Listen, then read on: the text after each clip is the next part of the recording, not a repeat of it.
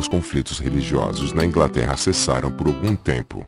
Em 1564 Calvino morreu de hemorragia pulmonar em Genebra aos 55 anos e o consistório acabou-se, sendo os condenados por esta instituição perdoados. Mas as ideias de Calvino já haviam se organizado em igrejas que agora contavam com o apoio de empresários e banqueiros para se expandirem. O rei Carlos V tinha falecido em 1558. Antes, em 1556, ele abdicou do trono espanhol e seu filho, Felipe II, assumiu. A Espanha se tornou a grande defensora do catolicismo no continente. Em 1580 Portugal foi anexado à Espanha, pois o exército de Felipe II atacou esta nação e a conquistou militarmente, se aproveitando da falta de herdeiros do rei Dom Sebastião, seu sobrinho, que comandou um exército português contra o Marrocos com 24 anos de idade e morreu neste combate. Muito doente, mas profundamente católico, Dom Sebastião tinha espírito cruzadista e queria expandir o catolicismo no norte da África, conquistando territórios aos muçulmanos. Em 1578 lidera, pessoalmente, uma invasão militar de Portugal ao Marrocos. Um conflito civil no Marrocos é o pretexto para a invasão. O sultão Mulay Mohammed tinha sido deposto do trono pelo sultão Mulay Moluco, apoiado pelos turcos. Dom Sebastião resolve apoiar Mulay invadindo o país. Dom Sebastião montou um exército de 15.000 homens e pediu ajuda a seu tio, Felipe II, que, considerando a guerra absurda, recusou auxílio. Não que Felipe II não se envolvesse neste tipo de conflito. Em 1571 ele havia enviado navios de guerra e aproximadamente 10.000 soldados à Itália para barrar o avanço islâmico na região. Os turcos muçulmanos haviam invadido a ilha de Chipre e ameaçavam atacar a Itália. O Papa Pio veio receber os navios e soldados espanhóis e também contou com o apoio da cidade-estado de Veneza e da Ordem de Malta, uma organização militar católica que habitava a ilha de Malta. Em outubro de 1571 os navios papais encontraram os navios muçulmanos que, embora mais numerosos, eram mal armadas. A batalha durou apenas 3 horas e os turcos muçulmanos foram derrotados. Cerca de 7.500 católicos e 20.000 muçulmanos morreram ou ficaram feridos. Esta batalha marcou o fim da ameaça marítima islâmica na Europa Ocidental, sendo conhecida como Batalha de Lepanto. Lepanto era uma cidade costeira grega que ficava perto de onde ocorreu a batalha. Embora Felipe II tenha se recusado a ajudar, Dom Sebastião recebeu armas e soldados, grande parte mercenários, da Alemanha e da Itália, e marchou contra o Marrocos. Partindo em vários navios, o exército português desembarcou em território marroquino e se uniu a Mulay Mohammed. Enfrentou as tropas de Mulay Moluco na Batalha de Alcácer Quibir, também conhecida como Guerra dos Três Reis. Mais numerosas e bem armadas, as tropas de Mulay massacraram os exércitos de Dom Sebastião, que morreu no conflito. Os portugueses recuaram e a invasão foi um fracasso total. Vários nobres e soldados foram feitos prisioneiros e o governo português pagou resgate para tê-los de volta, prejudicando as finanças do Estado. Surge a lenda em Portugal entre a população de que Dom Sebastião na verdade estaria vivo e que retornaria ao país para ser de novo seu rei. A lenda é conhecida como sebastianismo e terá relativa força em Portugal e também no nordeste do Brasil por séculos. O tio-avô de Dom Sebastião, o cardeal Dom Henrique, assume o trono, mas morre 2 anos depois. Felipe II se julga o novo rei de Portugal e com seu exército invade o país, tomando o Brasil e as colônias portuguesas na África para si, bem como o território português. Elizabeth, a partir do final dos anos 70, dava apoio a piratas ingleses que saqueavam o ouro carregado em navios espanhóis, vindos da América para a Espanha. Estes piratas eram em parte armados pela coroa inglesa e entregavam a ela parte do saque aos navios carregados de ouro vindos das Américas. De fato, o contato entre estes piratas ingleses e navios vindos da América eram tão intensos que houve entre eles uma quase troca cultural.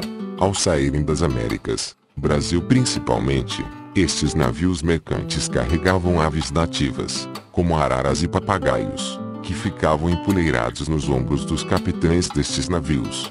Os piratas ingleses gostaram da ideia e adotaram papagaios como seus animais de estimação, carregando-os nos ombros, vindo daí a ideia do pirata com um papagaio no ombro, comum na cultura inglesa.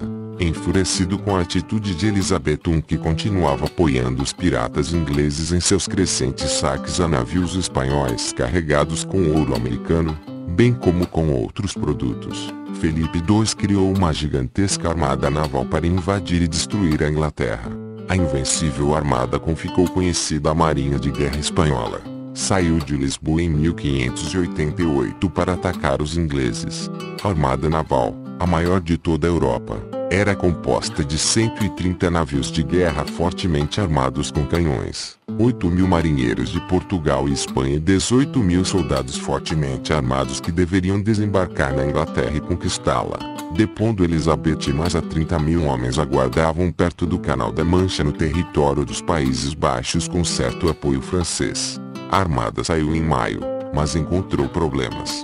A falta de ventos, por um lado, bem como tempestades, separaram a armada, fazendo com que muitos navios ficassem para trás. Embora separados do resto da invencível armada, os navios da frente foram ao Canal da Mancha para conquistá-la. A marinha inglesa, comandada por Francis Drake, um pirata, estava atrás deles a pouca distância, seguindo-os. Outro grupo de navios ingleses partiu da costa leste da Inglaterra para interceptar os navios espanhóis no Canal da Mancha. A invencível armada está cercada em dois lados, e os combates começaram no Canal da Mancha.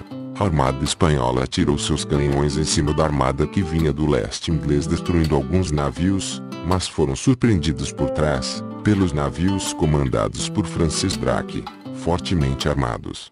Muitos dos navios da invencível armada que tinham ficado para trás e poderiam pegar Francis Drake em duas frentes param em portos franceses para se abastecer de alimentos.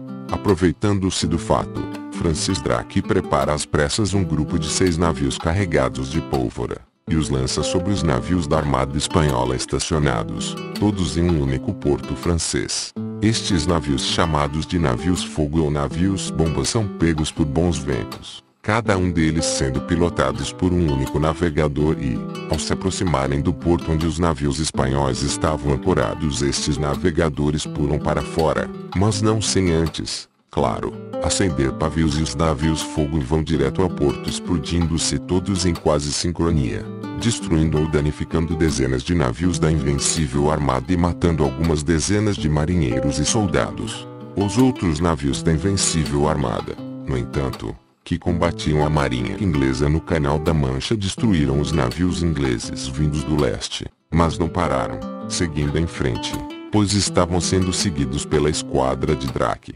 A invasão falhara. Os 30.000 soldados espanhóis estacionados nos Países Baixos não puderam embarcar. Os navios da invencível armada deram a volta em toda a Inglaterra, passando pela Escócia, indo até a Irlanda para atacarem a Inglaterra pela Irlanda. Eles eram seguidos pelos navios de Francis Drake, que ganharam mais reforço e embarcações de guerra à medida que seguiam os navios espanhóis pela costa inglesa. Ao todo se uniram a Drake 163 navios de guerra, que alcançaram a enfrentaram os navios de guerra espanhóis na costa da Irlanda, acabando com grande parte de sua esquadra. Cerca de metade dos navios espanhóis foram destruídos e o restante retornou à costa da Espanha e Portugal. A Inglaterra perdeu apenas algumas dezenas de navios. O conflito acabava com vitória inglesa. A Espanha perdeu quase 3.000 homens entre mortos, feridos e prisioneiros. A Inglaterra perdeu 500. Felipe II, ao se deparar com seus navios e soldados semi-destruídos, chorou amargamente. Com esta vitória, a Inglaterra se tornou senhora dos mares e teve a possessão definitiva de um território na América do Norte, chamada de 13 colônias. As igrejas reformadas, sobretudo a calvinista, ganharam com este conflito. Parte de suas crenças, como a doutrina da predestinação absoluta, foi adotada de vez pela Igreja Anglicana, e o catolicismo foi tido como a religião do invasor espanhol, embora fosse também aceita. Fomentando os negócios no país, a Rainha Elizabeth deu impulso ao empreendedorismo inglês. Os empresários e banqueiros, a maioria calvinistas, ainda que não tivessem títulos de nobreza, passaram a ser aceitos no parlamento e as suas ideias passaram a controlar, em parte, o governo de Elizabeth I, que, aos poucos, foi transformando a Inglaterra em uma das maiores potências econômicas não só da Europa, mas também do planeta.